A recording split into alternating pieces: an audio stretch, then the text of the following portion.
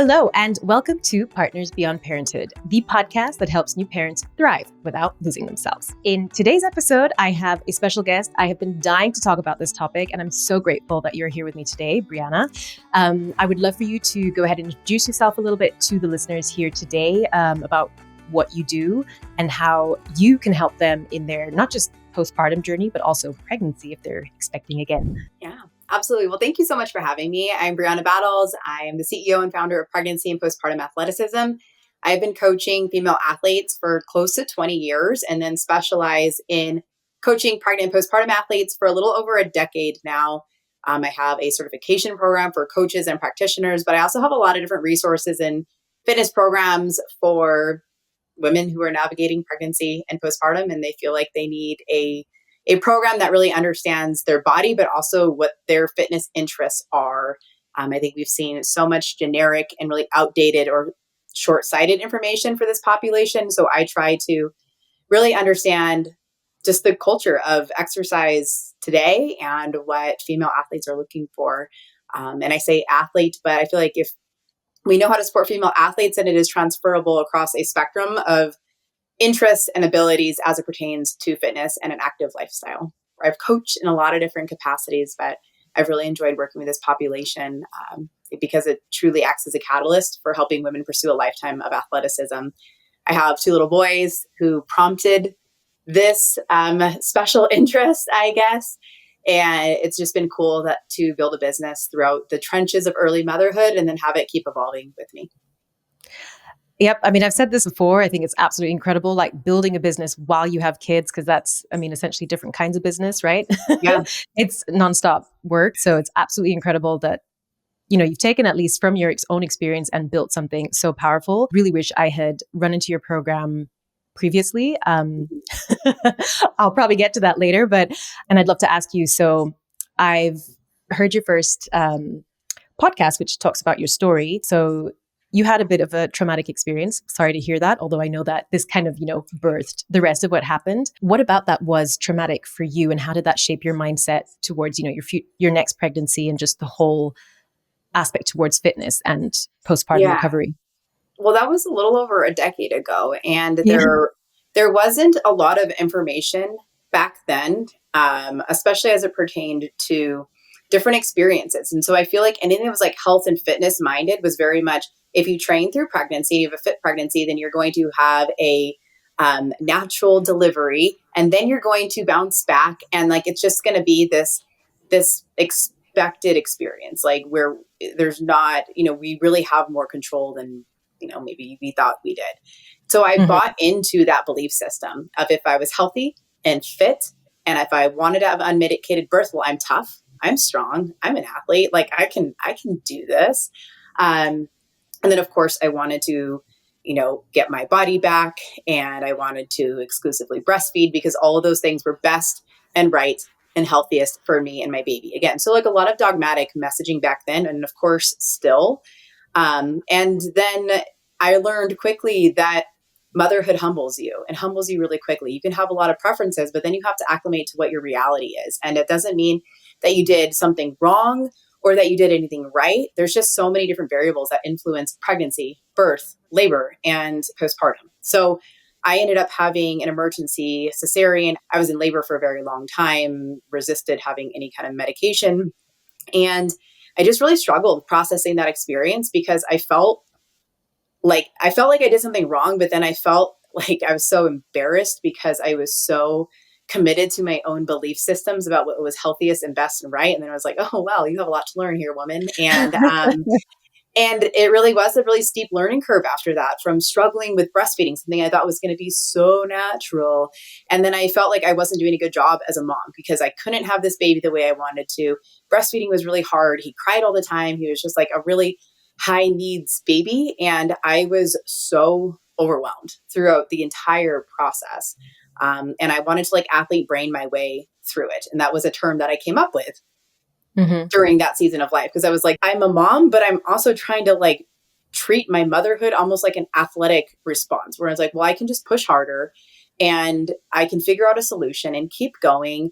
And again, athlete brain my way through it But there's levels of grace that have to be learned and applied early on in those seasons. And I just learned how much I did not know. Even though I had this education and this background, I had coached women. We are not taught anything about pregnancy and postpartum. And the things online back then was really, really minimal. And it was very much do nothing and or lift pink dumbbells and do prenatal yoga, or Right. it was full send at CrossFit. It really was a catalyst for truly trying to take my background in strength conditioning and coaching and then connect the dots between core and pelvic health physiology and women's health to strength conditioning research for this population. And it created years of really trying to do a deep dive, learning about my new body and working with a lot of women through those seasons to then build upon what I felt needed to be the change in the fitness industry and beyond. The athlete brain that you talk about a lot, I find that so interesting because it is true. The athlete brain, it's very much like, okay, push yourself. I can go through this. Oh, it's just like, resist a little further. Like that's how you grow your muscles, etc. But there's also a very large part about recovery, right? Mm-hmm. Even within an athlete's journey. However, that's not necessarily a big part of when we think of being an athlete, of how much recovery is necessary. At what point did you kind of connect those dots and think like, wow, I really need to, incorporate that part of recovery? I didn't. It wasn't until I was over a year postpartum that I had learned about the changes our body experiences during pregnancy and postpartum and how they structurally change, hormonally change. Because again, we were told we would just bounce right back. And I was expecting to leave the hospital with a flat stomach. Like that's literally what I was told, Yeah. I did not know differently. And I know that now and on social media, we have a lot of different representation about what pregnancy can look like and what postpartum can look like and birth. And we have access to so much more storytelling and sharing than we ever did back then. So I had really poorly managed expectations because I did not know. I just didn't know. So It wasn't until I started actually learning about the physiological changes that occur and why core and pelvic health rehab has to be incorporated into this conversation that I realized I certainly did more than I should have because we're motivated by our belief systems that I don't want to look fat. I don't want to feel like this. I want to feel like myself again. I am expected to be an athlete. I'm expected to be a coach in this fitness industry. I did not want to look like I had a baby. And, it was a really hard lesson to learn in hindsight because I was like, I think I've done some damage because of how I had trained during my pregnancy and then how I had navigated my my postpartum fitness. And so it was like learning after the fact in hindsight going, oh, that's why this doesn't feel totally right. That's why my abs are like this, or my belly button looks like that, or that's why I struggled so much. Or this is what I thought was training well during pregnancy for fitness and maintaining my abilities. But really, I would have had more of a benefit of scaling back certain variables in my training on behalf of core pelvic health changes and what my long-term athletic performance goals are. And ultimately, those are the principles that I've built this entire business around. You were back at the gym right after you got cleared at 6 weeks. Is that right? Oh, yeah. Even before that. Okay. Yeah. No, I think I was there before as well. I know I have done severe damage. I also ended up having a C-section, not elective. But there I find it so interesting. And I'd be curious how you went down the journey of finding the right people to learn more about your core, your diastasis recti and all those things. Because for the longest time after I had gone to the gym too early, started working out because all of a sudden it didn't hurt anymore to cough, to laugh, to do all those things. And I was like, wow, I feel kind of normal again. I'm ready to go back to the gym. Everyone knew I had just had a baby at the CrossFit gym, but they just weren't trained to, coach postpartum women. So I definitely did a lot of damage, but I realized, I think almost a year and a half later, so about now, a few months ago, that it wasn't my pelvic floor that had been impacted, but I actually have a lot of, I think, fascia damage. So the scar tissue, which is actually above. And I find that's one thing also that hasn't been spoken about. So for the longest time, I literally was just like, my pelvic floor, my pelvic floor, my pelvic floor. Until I found a physiotherapist who was like, no, your pelvic floor is actually fine. I don't even know if your daughter descended far enough to affect your pelvic floor. You having started from a place where there was no information about this, how do you find the right people and start, understanding yourself and then applying it towards this fitness journey? That really fascinates me. Yeah, because there just wasn't like a point of reference of like, oh, well, you should follow this girl or you Right. should go to this birth professional. So what happened was I ended up going to so many people. I spent so much money literally being told, you just push your abs back together. Like literally do a sit up and like just push them back together or tape or corset. Like I had tape on Wow. my abdomen. Like it was such outdated, I'll give you something, but I just, the more I started thinking about it, I was like, I can feel that my abs are still very much separated. I didn't have any pelvic floor symptoms, but the more I learned about diastasis, the more I learned how it's all interconnected to like pelvic floor symptoms.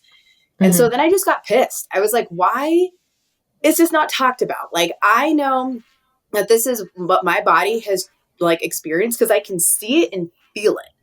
Therefore, and I know how muscles work. I know enough about like exercise physiology to understand processes. I know about like rebuilding. I know about fascia. I know about all of these things, but you're telling me I should just push my abs together and that's going to be what does it? Like I know that's not how I don't just like push on my bicep and hope it gets bigger or like just push my butt up and hope that like I get like a perkier butt. Like we know this. So it never like I just got more pissed the more people I went to. And look, like there is room for like, I call it like the woo-woo practices, right? I'm super open-minded. I'll learn from anybody at any point in time. And I think if people are desperate enough, like they will literally go to every practitioner. But they know, then I had somebody saying, well, you just need to talk to your hip in your C-section because that's where the trauma was. And I was like, okay, like, okay, maybe, but I also need something that is practical because I Right. am a strength and conditioning bro at heart. I need to know what I can do in the gym. And I couldn't find it. So I just honestly learned more about diastasis specifically. I learned more about the pelvic floor specifically. And then I said, what are some like basic rehabilitative movements where we can relearn like how to connect to that system? And so that's through breathing. And I eventually found some different pelvic floor physical therapists that I could mentor with and work with. Um, and then I kind of like started to find a little bit of a network. And then I found other coaches that understood the human body really well that I could talk to about this. Back then it was so grassroots of just trying to learn like who was talking about this a little bit more than what we see on a mommy blog, you know? And that's because that's what there was. And then more importantly, how can I lean into my own background in understanding these processes to then apply it to my body and apply it to like what somebody needs. Like if we know how to rehab a knee injury, we should know how to rehab after having a baby. You're not going to have somebody immediately go into plyometrics or into really heavy loads if they just had knee surgery. So how can we think of a cesarean the same way? How can we look at a vaginal birth? Baby came out of a vagina. That's a big deal. So like, how can we think about that process and then reverse engineer it using exercise and like that readiness? And there's a program design. Like we can use common sense here. It just was not being used. So that just set me down like my ADHD hyperfocus road of I must learn all that I can about this and then ultimately become who I needed because it wasn't just me. I was having more and more people reach out as I was sharing about what I was learning. They were saying, oh my gosh, me too. Oh my gosh, I followed that advice too. And that was so bad. And I just realized like I was not alone but that I was onto something for sure. Right. I was just going to say, wouldn't it be nice if we could have just taped our abs together and we'd all have amazing abs? But yeah, that'd be cool. But I mean, there's so many gimmicks like in the health and fitness industry, and mothers in particular are thrown all of the different like marketing schemes. Of And course. it's like there's shame-based marketing everywhere. So it's really easy to get caught up in the gimmicks and what people trust these different professionals. And most people just don't work specifically with pregnant and postpartum athletes, but nevertheless, pregnant and postpartum women that want to like rehab their body and exercise. I mean, I created that certification so that there was a point person for that because an OBGYN, that's not their scope of practice. A doula, not their scope of practice. A pelvic floor PT, also really not their scope of practice because they don't have exercise physiology and programming as their background. But they don't lead with exercise typically. They lead with like clinical application. So all of these people that we're turning to, hoping they have good advice, no one operates within the scope of advice that we're actually looking for. So that's why I felt really motivated. Like, well, then how can I create resources not just for, you know, my clients or other women that, you know, want to CrossFit or powerlift or do triathlons, But how do we have the biggest impact? Well, that starts by like helping and teaching the people that are in the CrossFit gym, giving advice so that they know, like they're able to say, you know what, actually, like I took this certification. I do know how to help you recover from your C-section. Like that changes the lives of so many people. So that's where the greatest impact comes, is from educating the coaching and practitioner communities. Yeah. And I absolutely love the fact that you don't just offer this for people. Like I know you have courses, for pregnant athletes, etc. But I love the fact that you also coach people, because that's also in itself kind of, you developing and like continuing to apply what, the new knowledge and everything. That's like the biggest disconnect in this industry among people, among a lot of certification programs, is they're not created by people who actually coach this population. It's one thing to be online and like repeating what I say or what somebody else says. It's a whole other thing to like be in the trenches and really working with these bodies and these experiences, because they're in a very different season of life than like when you work with somebody who's 5 years postpartum or somebody who's never had babies. Like you got working with this particular human is very different than working with women in general. Yeah, of course. Absolutely. And I mean, even throughout pregnancy and everything, right? Like everybody's so different. But so for you, when you had, started going down this route of like learning more, et cetera, when did you start your postpartum recovery for yourself as you were learning more? Probably, I mean, I had started to make some changes close to a year postpartum. And then I'd say probably it took a little over 2 years postpartum for me to feel like myself and feel like I really have an understanding of my body now. And like I have really managed expectations. And then that's when most people decide to get pregnant again now. And I was like, hell no, I'm not ready to get pregnant again. I finally just feel like I have this current body figured out, that I'm finally acclimating to this baby and to motherhood in this capacity at 2 years postpartum. So I needed a lot more time before I was thinking about having a baby again, because I felt like I'm just figuring out my body. I'm just like making peace and feel really confident in what I want to do, how I want things to be. And I'm not ready to get pregnant again. I'm not ready to go through that round two. So, and then it was just, I went into a season of like training hard and also creating hard. Like I started really growing the business. I was coaching a lot in person, and then putting more resources online. And then I got pregnant when I was a little over 3 years postpartum, and I had, and then during that pregnancy is when I created the coaching certification, because it was so easy for me to be, once again, really hyper-focused. I was like, I am practicing what I preach. All these like theories and things that like I feel I would have done differently, or that I know now, or that I think we should apply to strength conditioning and training during pregnancy. Like I'm getting to walk that talk again, and I can teach others like at the same time. So it was a really helpful time period for me to really focus on creating this certification and this online program, so that, coaches would be able to take this information and then translate it to their clientele.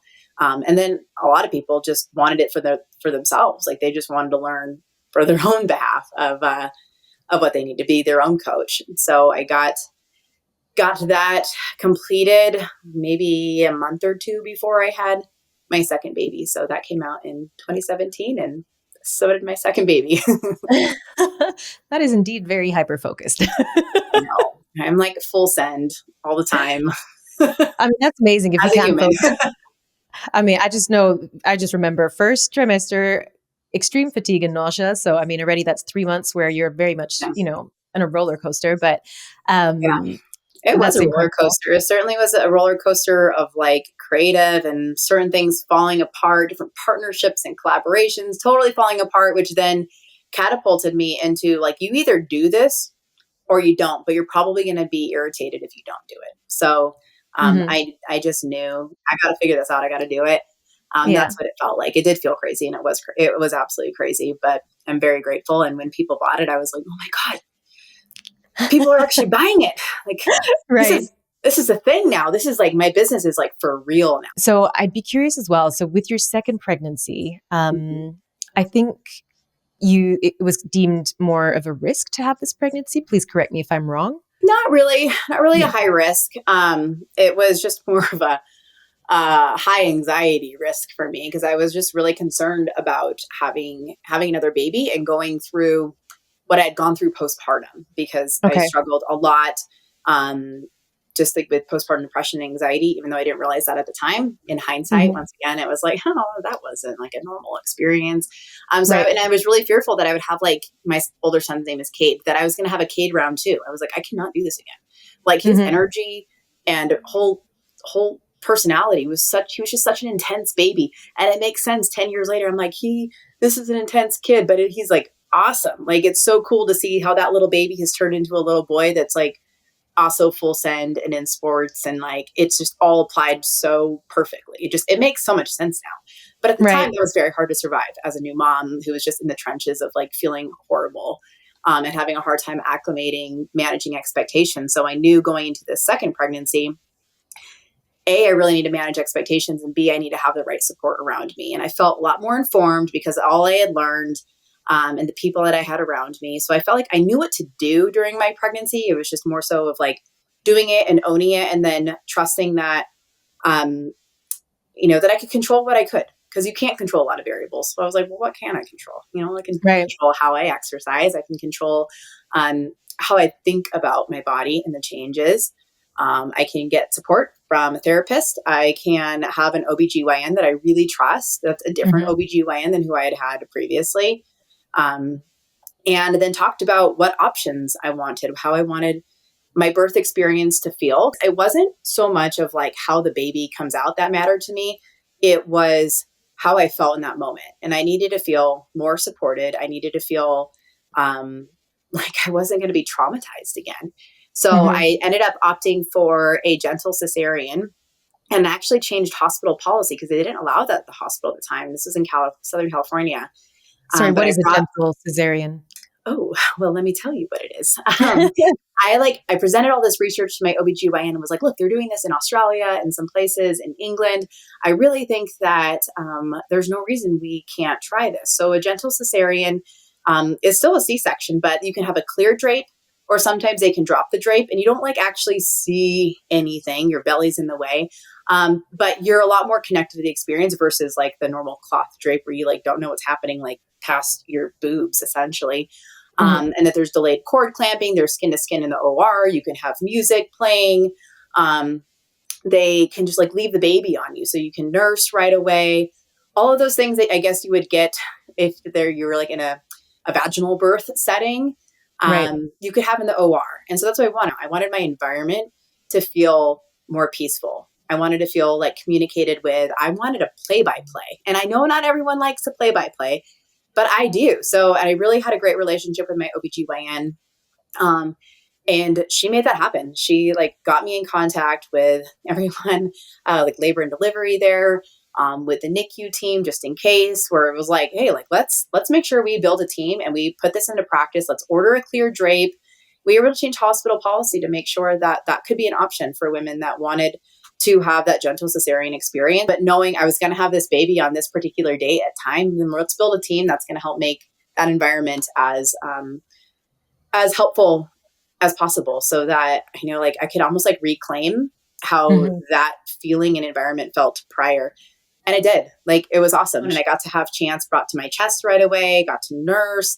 My husband was able to cut his cord. So again, like the things that I'd wanted prior, I got to hold my baby. I got to be with my baby. And the first time around, I didn't. Like, he was like there for a second and then it was taken from me. And like, I hate that. Like, I hate that I was so almost like traumatized and drugged up from the emergency nature of the first one that I like missed out on this pivotal moment that I had so much, in our culture, like builds up so much too. And a lot of women, for a variety of reasons, don't get the moment of motherhood that we've all anticipated. So for me, taking back some control felt really good because I knew if I were to try to have a VBAC, which just wasn't honestly my preference after all I had learned about my own body and experiences in birth, I just knew that I wanted to at least have the opportunity to feel like it wasn't a sterile environment. Like, I wanted it to be like really enjoyable and take that back and reclaim that. Funny that you just mentioned that right at the end. I was actually just going to ask why you didn't opt for a VBAC the second time around.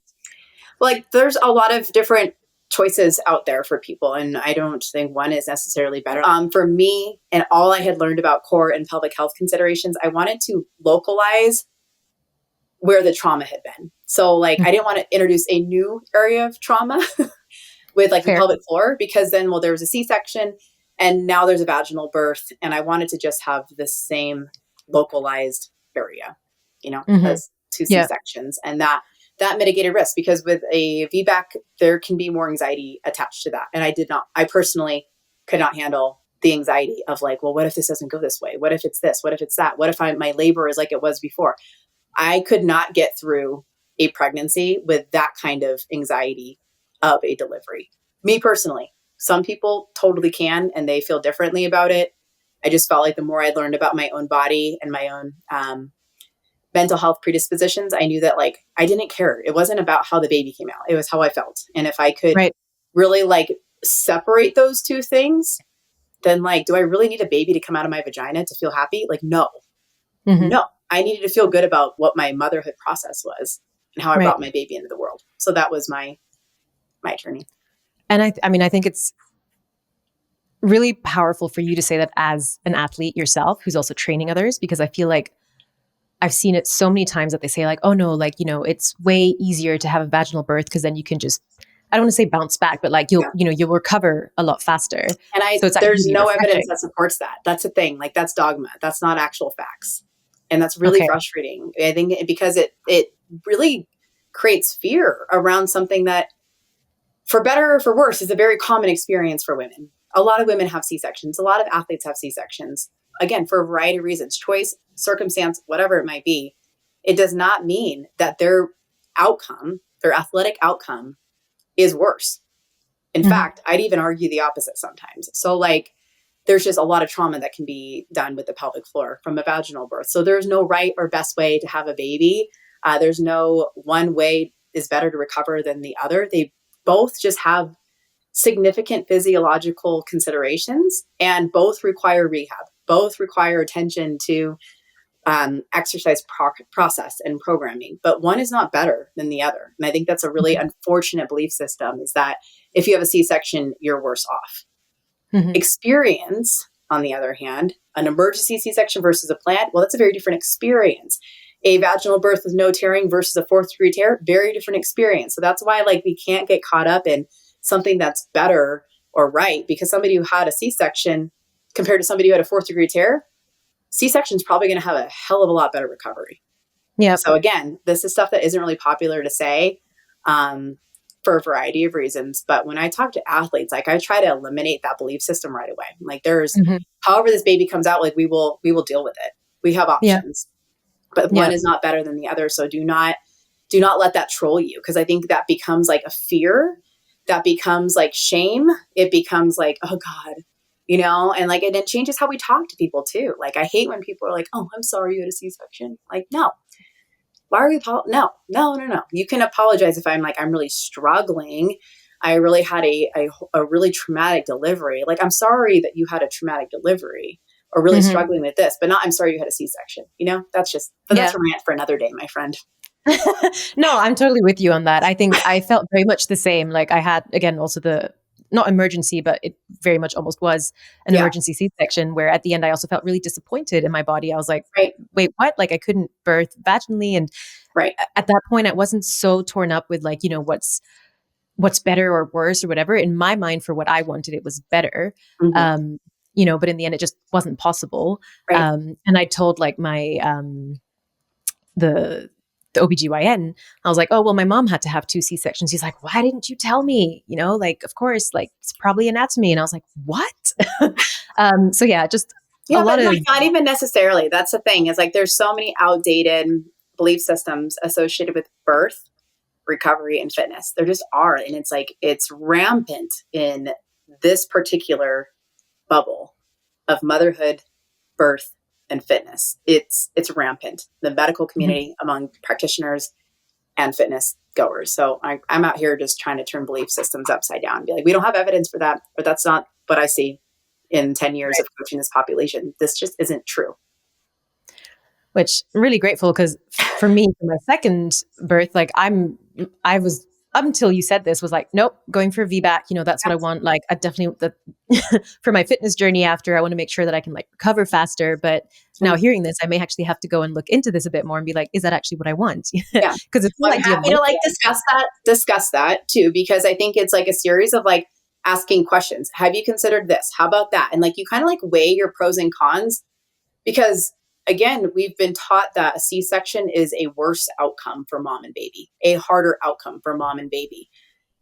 But it's not, it's very narrow sighted. We're not really looking at the bigger picture of performance, of pelvic health, of the psychological factors that influence how a mother experiences pregnancy and postpartum. Like, we really have to zoom out and say, like, is what actually makes the most sense for this person? Like, I'll support you regardless. I don't care what you end up choosing, but how can I, as a coach, like help you feel like you're making a really informed choice for your body that's not just solely focused on like one aspect.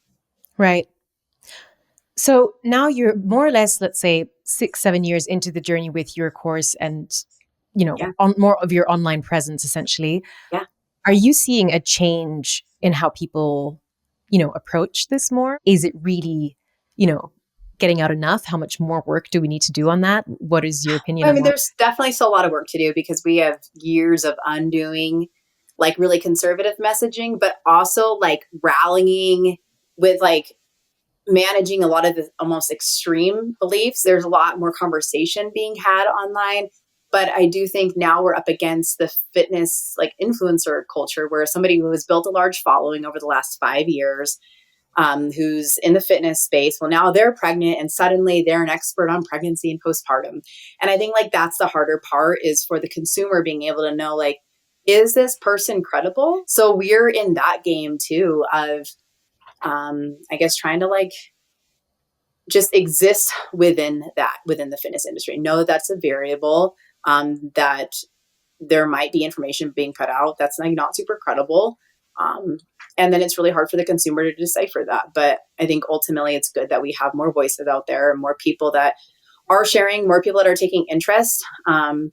This generation of like millennial moms have really changed the trajectory of like, we don't have to be convinced that exercise is safe and beneficial. We know that.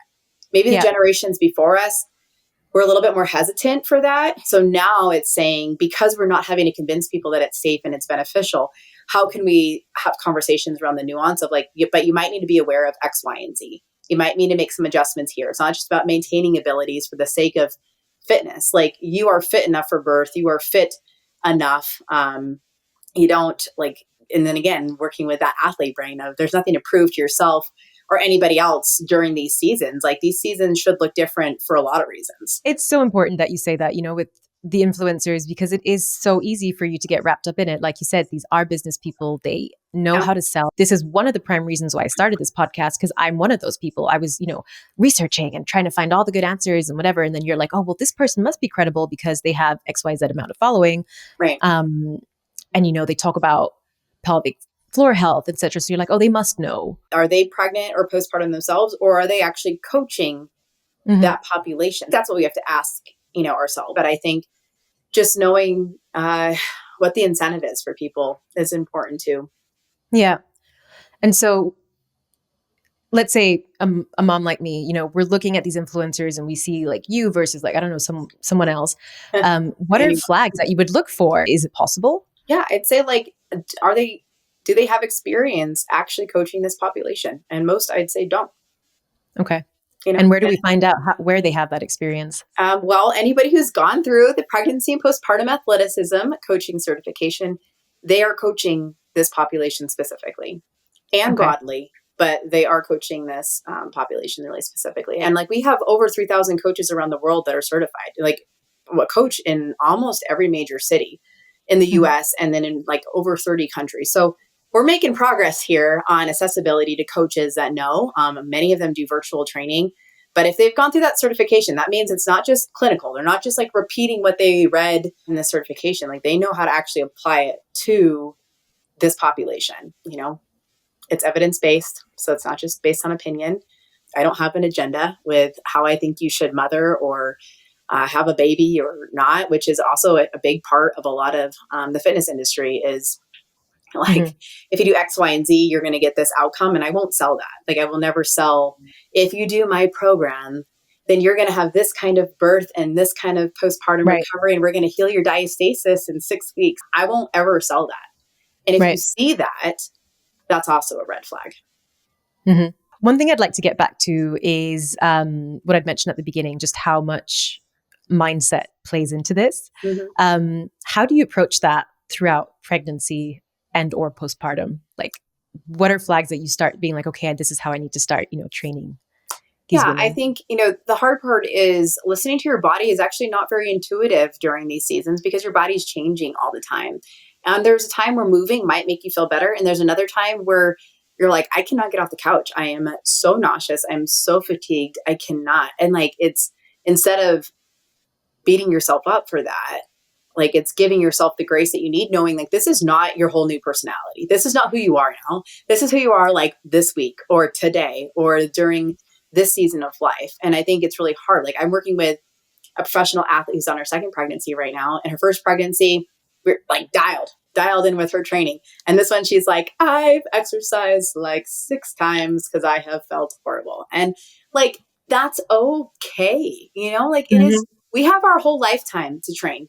We have our whole lifetime to have incredible athletic evolution and goals. Like I found a whole new sport to compete in after becoming a mom. Like we have unlimited potential to unlimited. So I think if we have to dial things back and give ourselves a little bit more grace and try to maintain some strength, maintain some kind of fitness for sure. Like I will always encourage that during pregnancy, but give ourselves time postpartum as well. Like there's no need to rush the process. The people that I see who have the most success are the ones that give themselves the most time to truly recover, to acclimate to this new version of themselves. Like their body has changed, their brain has changed, their routine has changed. And I think if we can give ourselves the space without the pressure of needing to look a certain way or be training a certain volume or be, quote, back to whatever kind of baseline you have as a goal, like you will get back there, but you'll do it by moving forward with your new set of considerations because we are not going back. Like we're not and we're not going to really want to, even though we think that's what we want. It really is just learning how to be an adaptable athlete because any athlete actually knows that. Athletes are so used to looking at process. If I do X, Y, Z, I'm going to get this outcome on this particular timeline. But mom life does not work like that. The timelines look different. The timeline is different for every single person. Managing those expectations will give you the most enjoyment out of that process. Thank you for sharing. And one more thing I'd like to add to that is just, with athletes, I think you've said this before, like a lot of people, when they think of athletes, they think, people going to the Olympics or like these hardcore CrossFit trainers. But I mean, almost like every mother, like if you've been through labor, you're almost an athlete. Like that's work. Yeah, it's a big deal, and I like just actually pulled up something I wrote because I actually looked it up in the dictionary. So an athlete is anyone pursuing fitness across a spectrum of interest or ability. That's my definition. But in the dictionary, it's defined as being proficient at exercise and or sports. It's being proficient. So like athleticism is not a size. It's not about like competing or having a specific ability or a metric attached to exercise. It's, if you consistently participate in fitness and improving in your fitness endeavors, like you're an athlete, like we don't I really wonder how many people have actually looked at what that means in the dictionary. So I'm a special type of nerd, my friend, a very special type of nerd. No, I had to write it down. I was like, oh, I'm gonna make a little post about this. I think that's the one I saw. So here we are. No, but thank you so much.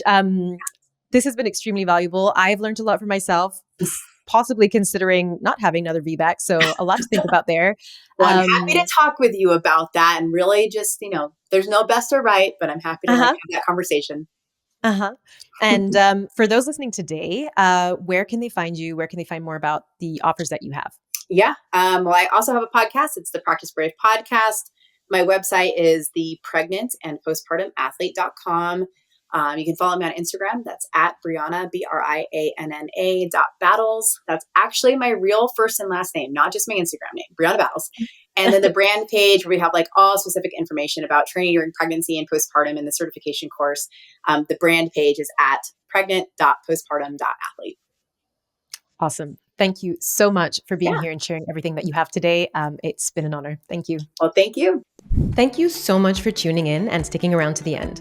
I hope you enjoyed this conversation. If you've just watched and enjoyed this video, I'd be so grateful for a like and if you'd hit the subscribe button. With your support, I'll be able to invite bigger guests and provide more value. If you're listening to the audio only, make sure to follow this podcast to get tips on parenting and partnership and hear inspiring stories from other parents as well. See you next week.